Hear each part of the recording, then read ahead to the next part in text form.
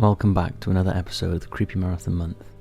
In this one we're going to take a look at a Ningen caught on camera, the bizarre and creepy disappearance of 5 fishermen, 2 paranormal photographs, and a creepy ghost video. It's going to be a good one. Hit those lights, sit back, and enjoy.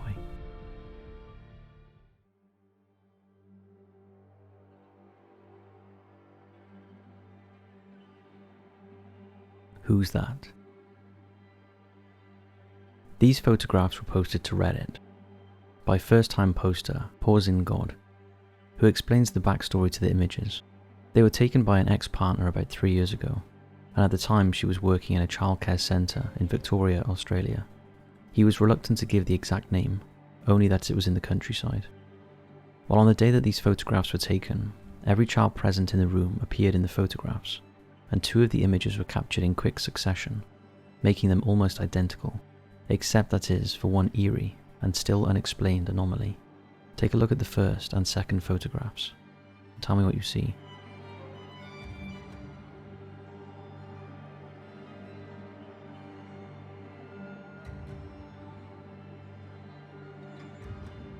Can you notice that in the second photograph, behind the 2 girls in the right-hand side of the room? The photographer couldn't explain the extra person standing behind one of the children, and the childcare facility decided not to post the photos to any of their online pages, although they allowed the photographer to keep them on her phone. The uploader explained that he had visited the facility numerous times and had experienced strange voices and sounds of crying babies. Initially he assumed that there was a rational explanation for these occurrences. However, after seeing the photos, he began to wonder what was truly going on there. The comments section quickly exploded as users pointed out that the figure in the background resembled a nun, dressed in a black habit and long robes, or potentially a woman in a hijab. Some commenters found the image so disturbing that they couldn't bear to look at it again. The picture is particularly unsettling due to the row of knives visible behind the girls. Since the photos were taken mere seconds apart, if it was a prank, the individuals involved would have had to act incredibly quickly. Others noted that it appeared that there were legs on the piece of furniture behind the 2 girls, which adds to the creepiness.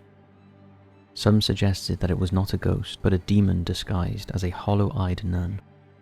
The question is, whatever or whoever it was, what was it doing in a childcare facility?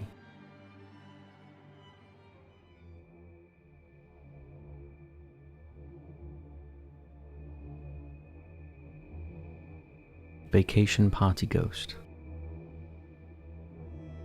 This next photo has not got a lot of attention online, but we found it particularly creepy. In 1988, a group of vacationers gathered for a farewell party at the Hotel Vier Jahrzehnstein in Murak, Austria. To commemorate the occasion, they decided to take a photograph. One shot was taken without a flash, and when the film was developed, it revealed a blurry, oversized head that none of the guests recognized. A second photograph was taken using the flash, and in this version, the anomaly was absent. Take a look.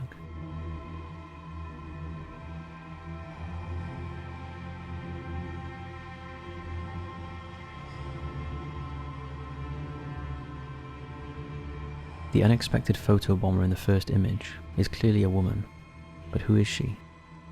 This strange anomaly quickly caught attention and was speculated to be a ghostly presence. The image has been studied over the years, with some suggesting that there might be natural reasons for the phenomenon. Common explanations for such anomalies include camera straps or hair drifting close to the lens, light reflections, or other minor obstructions that can create ghostly shapes when captured on film. Pareidolia also offers a plausible explanation, but if this is the case, why is it not visible in the second photograph? We wish we had more information about the individuals present and their backgrounds, particularly to see if any of them had experienced a recent bereavement, but we've been unable to contact them. If this photograph is not a hoax and has not been tampered with, it appears to us to be one of the clearest examples of an imposter ghost that we have ever encountered. What do you think of it?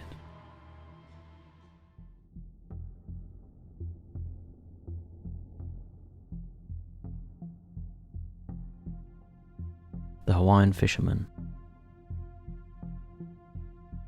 5 men, Benjamin Calamer, Ralph Malachini, Scott Mormon, Patrick Wasner, and Peter Hanchett, lived in the town of Nahiku on the island of Maui in Hawaii. They loved to go sea fishing together, and because the weather was so beautiful on the morning of Sunday the 19th of February 1979, the men decided to take an impromptu trip. The group drove just 7 miles to Hana so that they could borrow a friend's boat.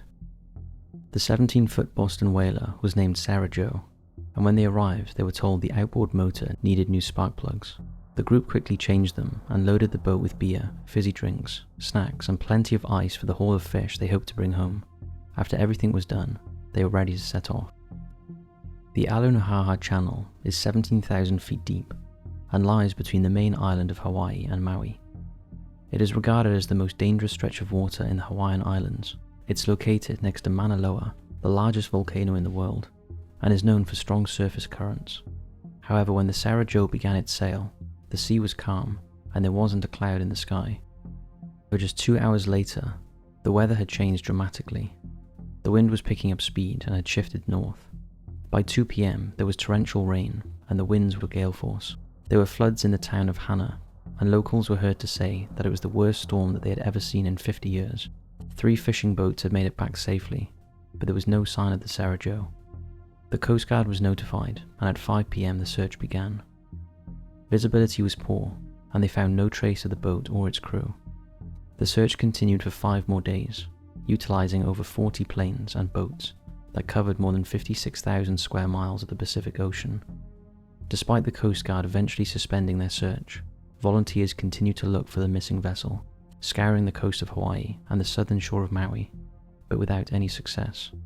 1 year later, friends and family held a memorial service for the missing presumed dead men.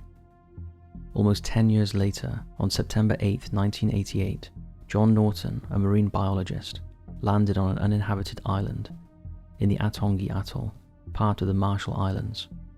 The Marshall Islands are located more than 2,000 miles west of Hawaii. Norton and his team were searching for sea turtles and nesting birds. After about half an hour on the island, they spotted the hull of a boat partially buried in the sand. Coincidentally, Norton had been one of the volunteers who had searched for the missing Sarah Joe nearly 10 years earlier. From the lettering still visible on the side of the hull, he realized it was the missing boat. About 100 yards from the boat, there was a wooden cross marking a grave. On top of the grave were several pieces of paper, each containing a small square of tinfoil-like material at its center. While most of the bones were buried beneath the sand, a jawbone was lying exposed on the surface, and the unbleached appearance of the bones indicated that the burial had taken place recently. DNA testing confirmed that the bones belonged to one of the missing fishermen, Scott Moorman. So what happened to the Sarah Joe and the 5 friends on that fateful day? Were they adrift in the ocean for years, with the crew succumbing to hunger and thirst? It's worth pointing out that there is only a narrow entrance into the lagoon of Toangi Atoll. So did the Sarah Joe float through it to reach an interior sandbar, or was she guided by someone? And what about the 4 men who have never been found? We all know that the sea rarely gives up her dead. But there's a huge mystery. Who buried Scott Moorman? And how was he freshly buried 9 years after his disappearance? What were the partially burned sheets of paper on his grave? And why was his jawbone on top, while the rest of his bones were buried? So many mysteries that to this day remain unanswered. If you'd like us to do an in-depth documentary on this particular topic, let us know in the comments section below.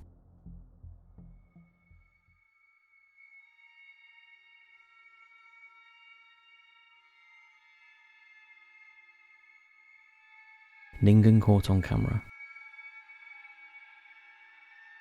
In 2023, a video started circulating online, claiming to show a legendary Japanese cryptid called the Ningen. The video features a large creature with a round head and huge bulbous eyes, along with 2 flippers that it seems to be using to shuffle itself along the ocean bed. Take a look.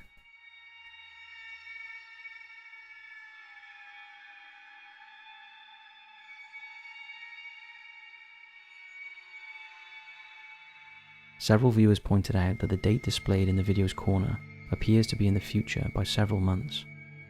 However, this observation is more likely due to the date formatting used in Japan, where they use year, month and day. Therefore, it indicates that the video was shot in 2010, and after conducting some research, we can confirm that the footage is indeed several years old. However, despite the age of the video, The creature appears to remain unidentified to this day, furthering speculation that it may indeed be the mythical Ningen. The legend surrounding the Ningen began on the Japanese online forum website 2chan. It was claimed that members of a whale-searching ship witnessed the creature surfacing near their ship off the Antarctic coast. Initially, the crew thought it was a submarine and went to take a closer look, but the object vanished into the waves. In 2005, Google Earth captured what many people believe was a Ningen in the Southern Ocean.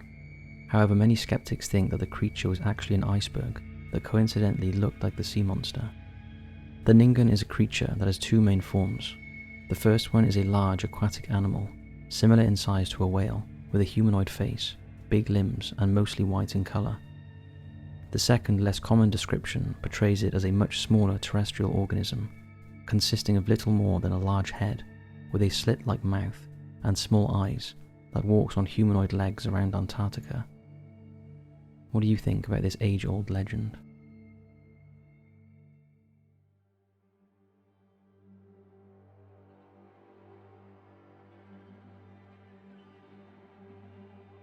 Ghost of Father. Now, this last video has a sad story behind it. It was caught on the security camera outside Norma Villa's home in Texas, United States. Norma's mother, Teresa, had recently moved in with her as she had terminal cancer, and Norma wanted to care for her in her final days. However, things had deteriorated with Teresa's health, and the pair were discussing whether it would be better if she went into hospice care. The emotional conversation prompted Norma to take a moment in another room, where she says she began talking to her late father, Leandro, who had passed away 10 years prior. But while she sat there, she got a notification on her phone, alerting her to movement that had been picked up by the security cameras on her front porch. Norma went to check the footage, expecting it to be a cat or some other animal, but what she saw was this.